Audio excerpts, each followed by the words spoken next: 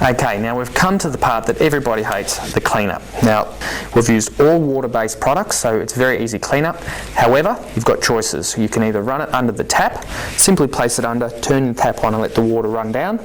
As it does so, it'll wash it off. Otherwise, do what I do, be more environmental, put water into a bucket, place your print, or your block, sorry, into the bucket to soak. Now this will soak and all of the water-soluble products will come off. When that has completely dissolved, using a damp cloth, rub your plate to get the excess off, and we'll let the sediment settle into the water, pour the excess onto your garden so your garden gets a drink, and scrape the bottom out and place that in the bin. So all of the excess paint or ink will be able to be put in the bin, and all the water can go back into the garden or somewhere where it's going to be reused.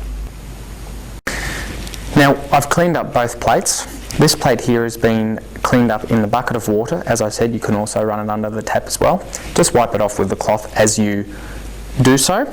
This one here, I have just wiped off with a damp rag. Now this is my preference. If you leave a film or a sediment on top of the print, it may not look as aesthetic, but it would just mean that when I print this again, the first layer of ink will stick better to the surface and I'll get a darker, nicer print. Now these are reusable as long as you want. Having said that, you've got to remember any mark you make stays on the printing foam. So you can keep adding to it, making the image more technical. Otherwise you can keep printing this image as long as you can look after the foam block. Okay, by now we're getting pretty good and we're going to go to the next level. We're going to make it a little bit more technical. Having said that,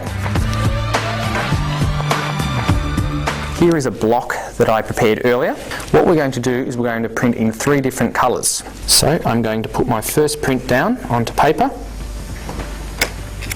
Then you could use the hard rubber roller.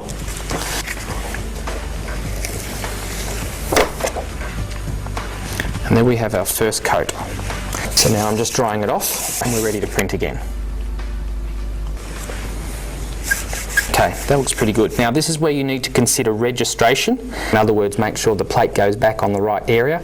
Maybe mark the corner of your paper and mark the back of your plate so you know exactly where that has to match up to.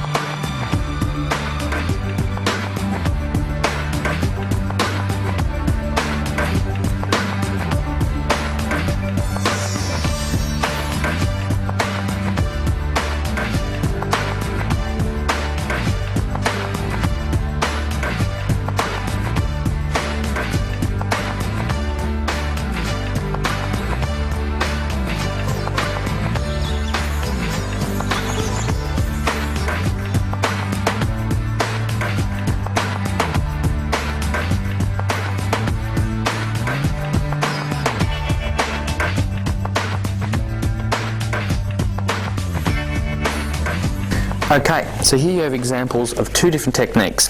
First, we have a 3-colour print using the exact same block. And the one that I like better, this one here, this is called the reduction method. Having cut each section of the plate away has allowed us just to show the information that we want. As a result, you get this beautiful layering effect, and I actually quite like the fact that we use paint instead of block printing ink, which gave us a more painterly quality.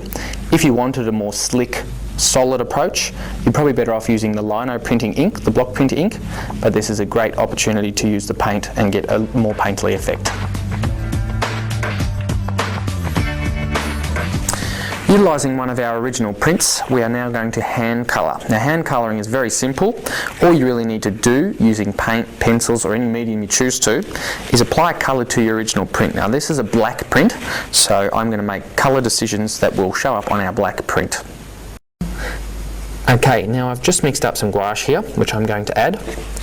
Using a simple brush, I could start by just drawing around or painting around my character. I might just quickly put in something like a silhouette. As you can see, the gouache works quite well on the black background.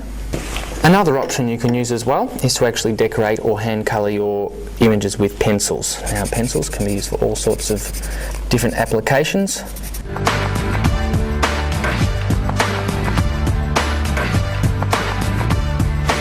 Now, one thing to remember, do not restrict yourself with the different papers that you print on. Here is a block that I've already made and cut out. Now, I've already printed a couple of these, but the difference is the papers I've printed onto. I've got here some newspaper. I've printed on there with this purple paint.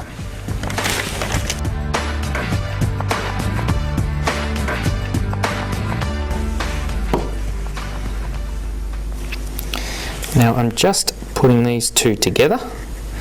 As you see, I can line my old print over my new as they are compatible.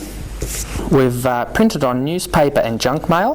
We've collaged it onto a yellow piece of cover paper, and we've used the same block twice, which in turn has made it look as though we've got a larger block than we actually have. So I think that's quite an interesting effect. Another option for you is to collage different materials, or in this case different papers, onto one surface. Now I've got one piece of paper here that's got a bit of texture, another piece of paper with texture and some cover paper.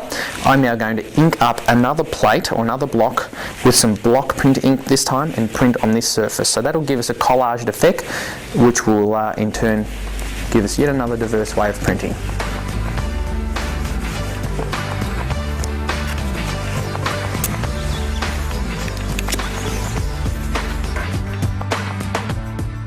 So as you can see, this makes a great surface for a slightly more diverse print, and this time we use the block printing ink.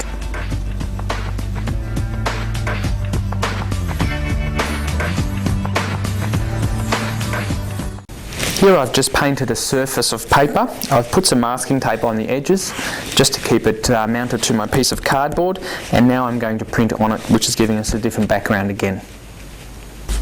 Now what we're going to do here is we're actually going to incorporate two different blocks just to see what effect that can cause. This is where we start with our second block. I'm just using those circles that we had prepared earlier, and I'm just going to layer them a couple of times. As you can see, the double layering worked exceptionally well, and once we pulled away our masking tape, we got a nice clean edge.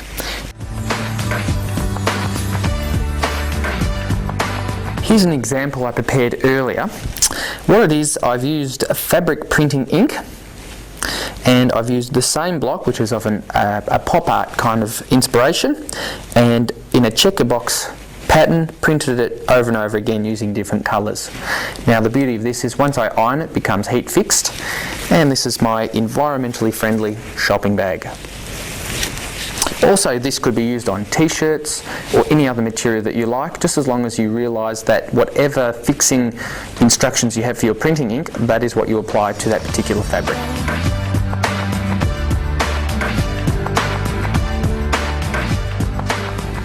Now when you finish with your print foam print, you don't need to think that that's the end of it.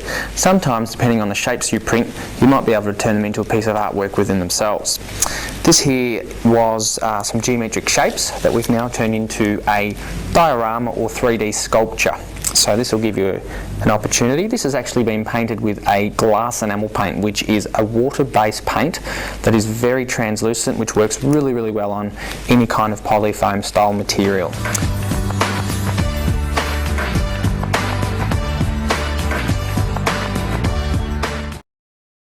This concludes our presentation today on printing foam.